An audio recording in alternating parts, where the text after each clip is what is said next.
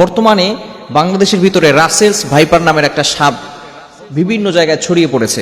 সর্বপ্রথম ভোলায় এই সাপটি দেখা গিয়েছিল, বিশেষ করে পদ্মা নদীর আশেপাশে যে সমস্ত এলাকাগুলো আছে সেখানে এই সাপটা বিশেষ করে ছড়িয়ে পড়েছে।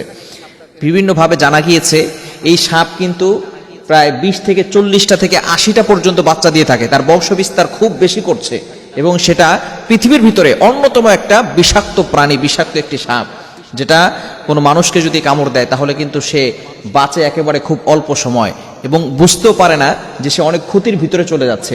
এরকম সাপ বিশেষ করে বিভিন্ন জায়গায় বর্তমানে ছড়িয়ে পড়েছে। এখন বর্ষার সময় পানি সব দিকে ছড়িয়ে যাচ্ছে, যার কারণে এই সাপটাও সব দিকে ছড়িয়ে যাচ্ছে। এজন্য আমাদেরকে কিছু আমল করতে হবে। ফজরের নামাজের পরে, মাগরিবের নামাজের পরে আমরা কিছু আমল করব। নবীজি সাল্লাল্লাহু আলাইহি ওয়াসাল্লাম আমাদেরকে দোয়া শিক্ষা দিয়েছেন।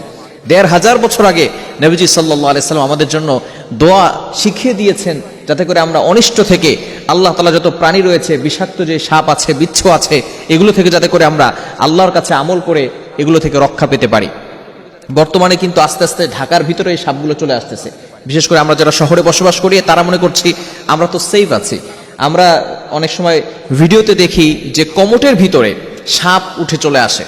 কেননা আমাদের যে লাইনগুলো থাকে, পানির যে লাইনগুলো একেবারে নিচে, যেগুলো আমরা ডাস্টবিনে ময়লা পানি যেগুলো বের হয়ে যায়, সেখানে সেই ডাস্টবিনে অথবা ড্রেনের ভিতর থেকে সাপ সেই পাইপের ভিতরে ঢুকে এরপরে কমোডের ভিতরে চলে আসে। এজন্য অবশ্যই আমাদেরকে সাবধান থাকতে হবে, সতর্ক থাকতে হবে এবং আমরা একটি দোয়া পড়ব এবং আমাদের কিছু করণীয় কাজ আছে। সাপ মারা যাবে কিনা, এই বিষাক্ত প্রাণী যেটা মানুষকে ক্ষতি করে, এই সাপ কিন্তু মেরে ফেলা নবীজি সাল্লাল্লাহু আলাইহি সাল্লাম নির্দেশ করে দিয়েছেন। নবীজি সাল্লাল্লাহু আলাইহি সাল্লামের হাদিস রয়েছে, আপনি বুখারী শরীফের ভিতরে হাদিস রয়েছে, তিরমিজি শরীফের ভিতরে হাদিস রয়েছে, আবু দাউদ শরীফের ভিতরে হাদিস রয়েছে।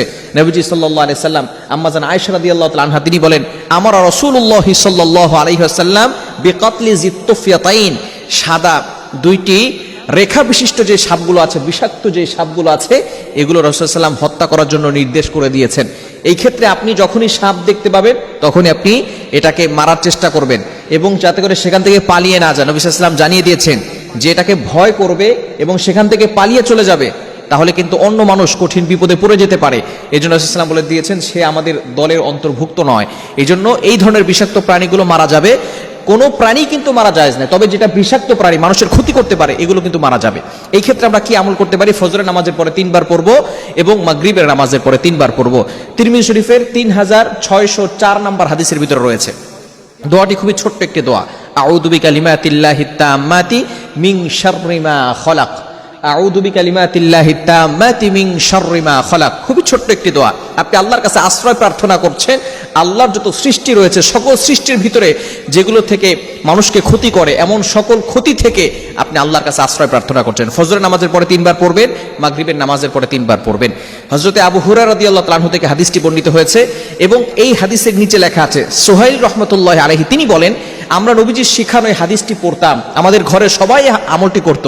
তো আমাদের এলাকায় আমাদের সময় একটা মেয়েকে সাপে দংশন করেছে, সাপে কেটেছে। তো সেই মেয়েটার কোনো কিছু হয় না, কারণ সেই মেয়েটাও এই আমলটি করতো। সুবহানাল্লাহি বিহামদিহি। কেন মাজিদের আপনি কল্পনা করতে পারছেন? আল্লাহ পাক রব্বুল আলামিন চাইলে মানুষকে হেফাজত করতে পারেন, আল্লাহ পাক রব্বুল আলামিন সকল অনিষ্ট থেকে তাকে বাঁচাতে পারেন। এজন্য অবশ্যই আমরা এই সময় প্রত্যেক দিন ফজরের নামাজের পরে, মাগরিবের নামাজের পরে এই দোয়াটি 3 বার করে পড়ব। বাচ্চাদেরকে শিখিয়ে দিব, যারা পড়তে পারে না তাদেরকে পড়ে ফু দিয়ে দিব, আউযু বিকালিমাতিল্লাহিত তাম্মাতি মিন শাররি মা খালাক, এটা পড়ে ফু দিয়ে দিব।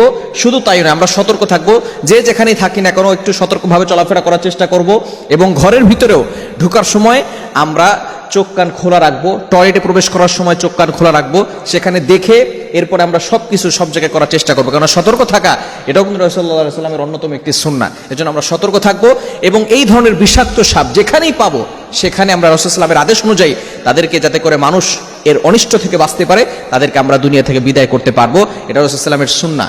এজন্য আমরা সকলে এই কয়দিন অবশ্যই আমরা সতর্ক থাকব এবং যেহেতু তারা বংশ বিস্তার করছে, বিভিন্ন জায়গায় ছড়িয়ে পড়তেছে, আমরা অবশ্যই তাদেরকে আঘাত করব এবং আমরা সতর্ক থেকে এমনগুলো করার চেষ্টা করবো। আল্লাহ তাআলা আমাদের সকলকে এই আমলটি করার তৌফিক দান করেন।